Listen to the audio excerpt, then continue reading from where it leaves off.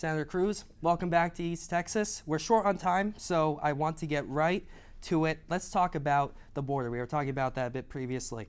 A bipartisan agreement by senators would have provided over $20 billion to try and curb illegal immigration.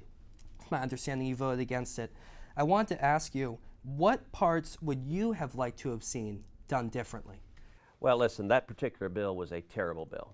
It was a partisan bill that Chuck Schumer was responsible for, and it would have made the problem worse. So that bill codified, put into law, Joe Biden and Kamala Harris's catch and release policies. It put into law that illegal immigrants would be given work permits when they got here. It also put into law that illegal immigrants would be given taxpayer-funded lawyers. It gave billions of dollars to sanctuary cities and to the non-governmental organizations that are helping the human traffickers. And here was the worst part about it. It normalized 5,000 illegal immigrants a day. That's 1.8 million a year. And it normalized that every year in perpetuity. It was a terrible bill. It said after 5,000 immigrants cross the border, the president could declare a national emergency. Except he can do that now. He doesn't need the bill to do that now. So understand the basic facts. When Joe Biden and Kamala Harris came into office, they inherited the lowest rate of illegal immigration in 45 years. I worked hand in hand with President Trump to secure the border, and we achieved incredible success. And Joe Biden and Kamala Harris and Colin Allred, together they deliberately broke the border. They implemented the open border, and by the way, Colin Allred has voted for Kamala Harris's open borders over and over and over again. And I'll tell you why we have this border crisis. It was 3 decisions they made the very first week in office. The first week in office, they immediately halted construction of the border wall, number 1. Number 2, they reinstated the disastrous policy of catch and release. And number 3, they pulled out of the incredibly successful Remain in Mexico policy. Those 3 decisions caused the crisis. And understand what happened. We went from the lowest rate of illegal immigration in 45 years immediately to the highest rate ever recorded. That was what Joe Biden and Kamala Harris and Colin Allred wanted, and it's resulted in 11.5 million people coming illegally into this country. Now let's talk about the economy. Of course, it's consistently an issue for voters. Difference this year's election. What specific initiatives would you want to see implemented if reelected? Well, listen, we need to do a number of things. Number 1, we need to rein in spending. We have seen Joe Biden and Kamala Harris and Colin Allred spend trillions of dollars they don't have, borrow trillions of dollars they don't have, and print trillions of dollars they don't have. That's causing inflation. The reason why families here in East Texas are paying more at the grocery store, paying more in rent, paying more in electricity, paying more in health care, paying more in gasoline, is because of the massive spending binge from Democrats. On top of that, we've seen Joe Biden and Kamala Harris and Colin Allred wage a war on energy, on Texas oil and gas, and they put in place regulation after regulation after regulation, driving up the cost of energy. The reason gasoline's so expensive is because of these misguided policies. And I'll tell you, if and when Donald Trump is reelected and we win a Republican majority in the Senate and a Republican majority in the House, we're going to see an end to that war on Texas energy. That's going to lower the price of gasoline. It's going to lower inflation across the board because we're going to end the policies that are causing this inflation. You talk about reining in costs. Now, I do want to talk about tax cuts because a lot of provisions of the Trump tax cut are set to expire next year. The Congressional Budget Office says that could cost over $3 trillion in deficits over 10 years. Does that concern you in any way? So it absolutely concerns me that Kamala Harris and Colin Allred want to raise taxes by trillions of dollars. So as you rightly noted, the 2017 tax cuts, many of those provisions expire next year. There is a massive difference in this election between the two sides.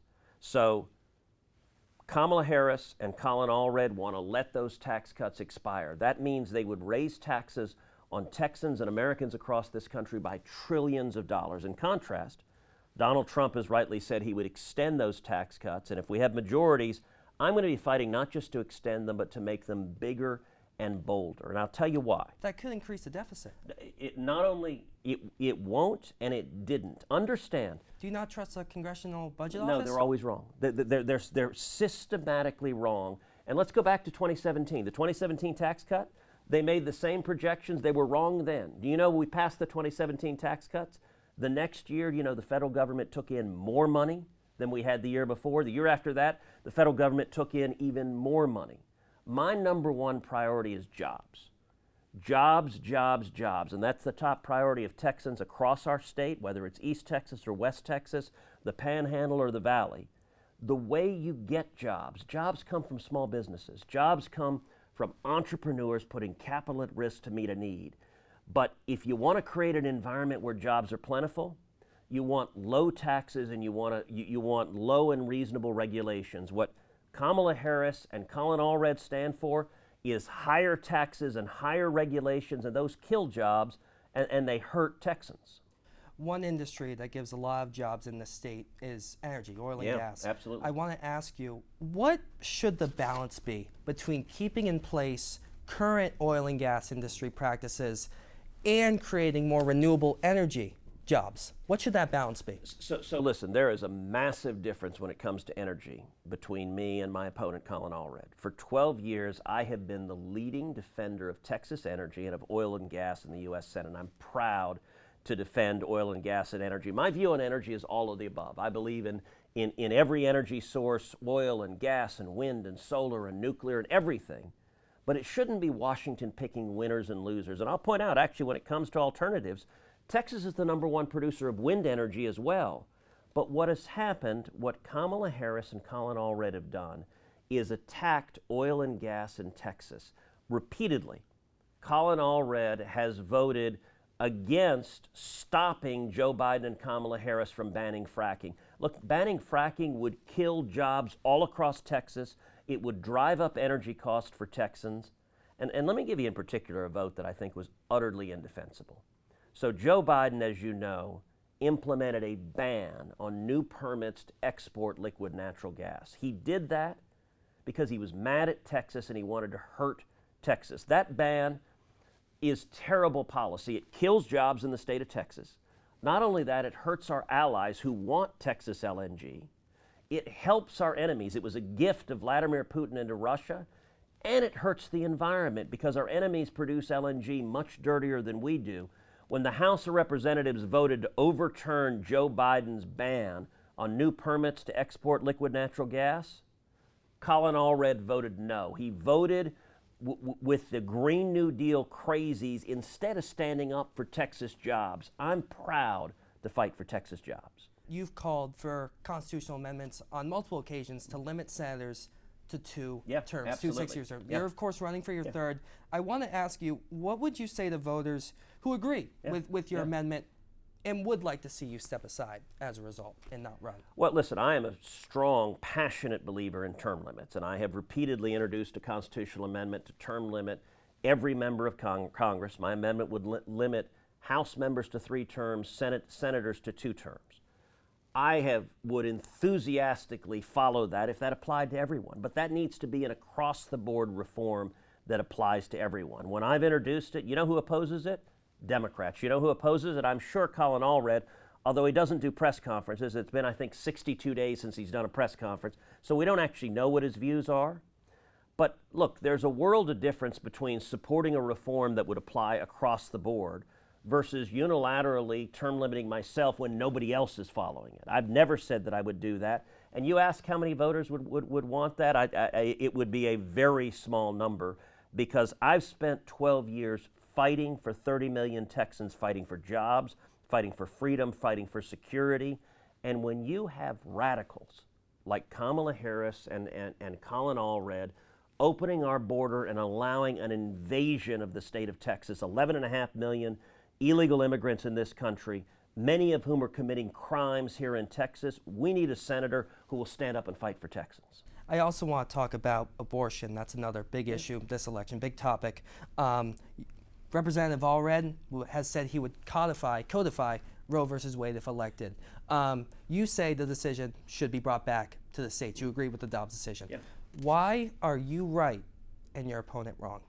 Well, listen, what the Supreme Court said in Dobbs, and I think they're right, is they said under a Constitution, when issues are hotly contested, public policy issues, we leave them to the voters.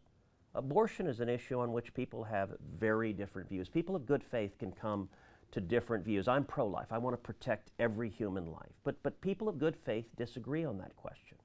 And what the Supreme Court said is the way we resolve that is we let the voters decide. And that means every state adopts different rules, different standards, and the rules and standards reflect the values of the voters in that state. So of course, California has different rules than Alabama. Of course, Texas has different rules than New York because Texans and New Yorkers are different. Now, I will tell you this, Colin Allred, when it comes to abortion, his views are radical and extreme. So Colin Allred has voted for federal legislation that would strike down every single limitation on abortion across the country, that would legalize abortion literally until the minute of birth, that would legalize 8th month and 9th month abortions. I got to tell you, Michael, that is objectively an extreme position. Nationally, about 9% of Americans agree with Colin Allred that you should legalize abortion in the 9th month. 91% of Americans say, hey, that's too far, that's too extreme. Even among those Americans who consider themselves pro-choice, a majority of them say 9th month abortions are too much, and yet Colin Allred's voting record supports that is out of step with the people of Texas. Before President Trump has called for, his view is more so banning abortions after 15 weeks, roughly around there. Is that something you support? If that became national law, federal law, would you be okay with that?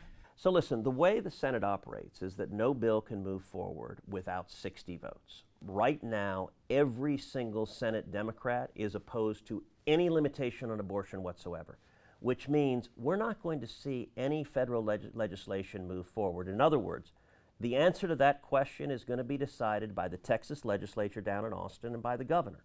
And the people of Texas will make that decision, and the people of every other state will make decisions in each state. And I believe in democracy. I think the voters ought to decide.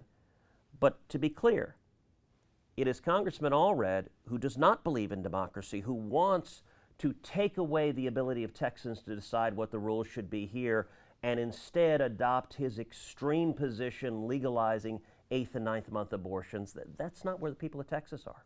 You talk about democracy, and of course, to a lot of voters as well, that is an issue. And I do want to ask you about January 6th. On that day, you objected to the certification of the results in Pennsylvania and Arizona. What would you say to voters who have lost trust in you as a result of that day?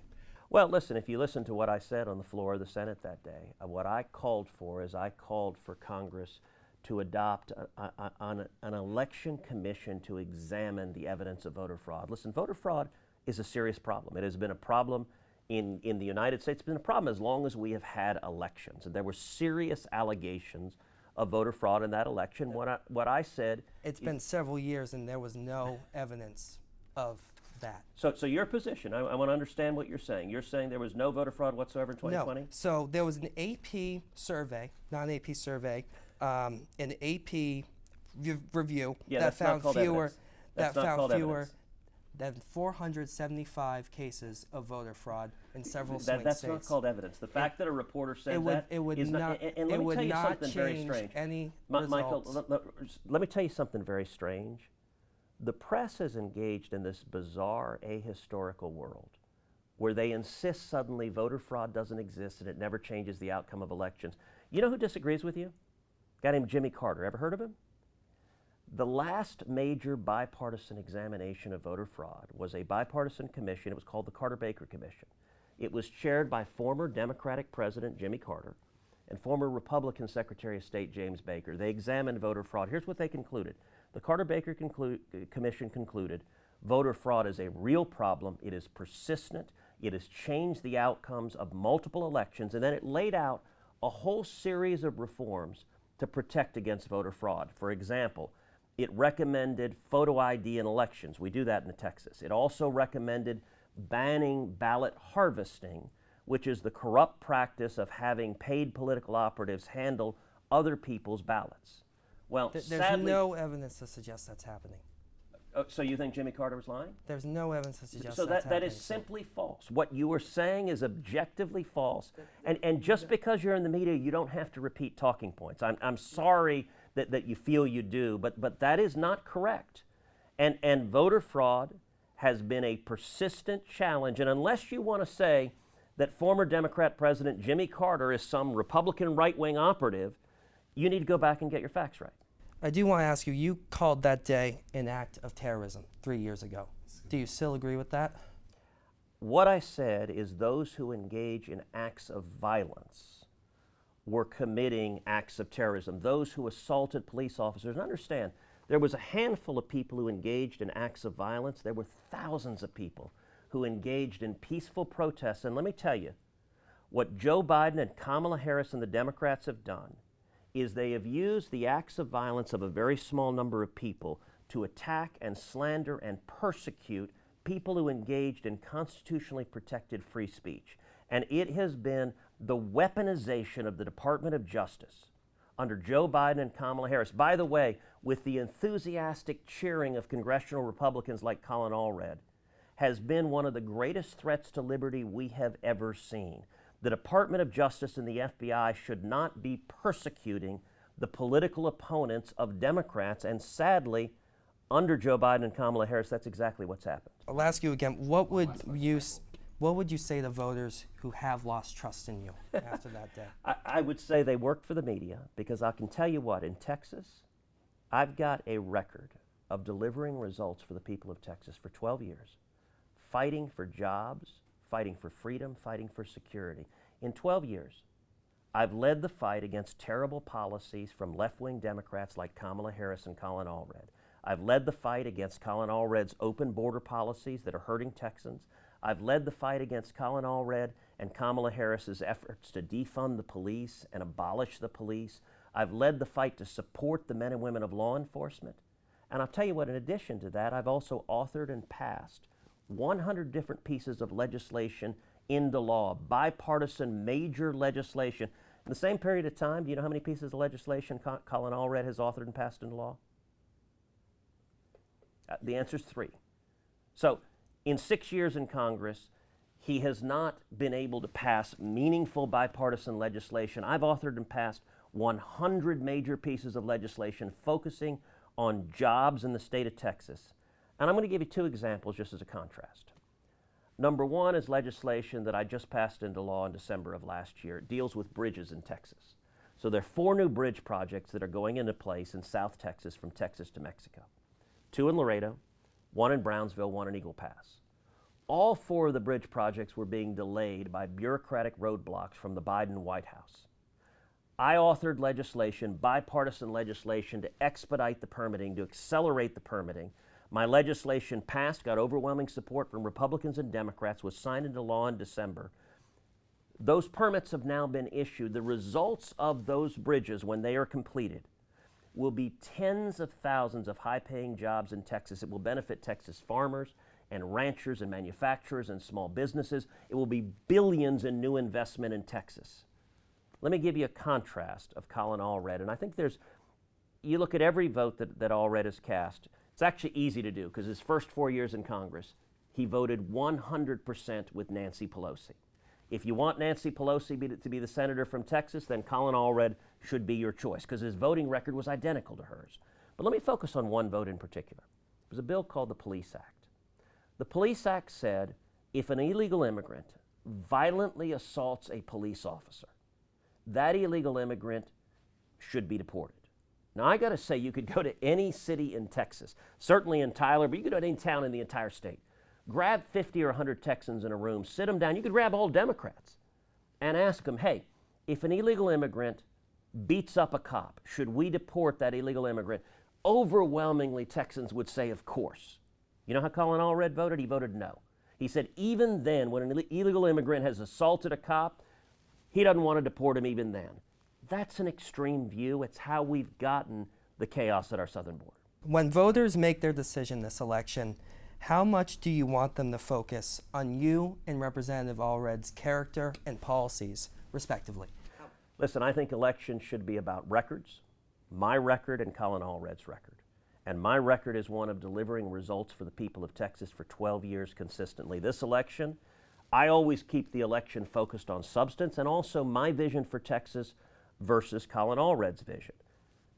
I don't engage in character attacks. I don't go into the gutter. I fully expect, we already see Chuck Schumer and George Soros spending millions. They're going to run probably $100 million of attack ads coming after me, and they're going to attack me all day long. That's fine. That's, you know, as they say, politics, it ain't beanbag. I'm going to focus on the people of Texas and the policies that matter for Texas. You know what Texans want? Texans want more jobs. We want lower taxes. We want regulations that don't kill small businesses. We want oil and gas and energy to prosper, which means lower cost at the gas pump, lower cost at the grocery store. Texans also we want our families to be safe and secure. That means we support law enforcement. That means we want to secure the border.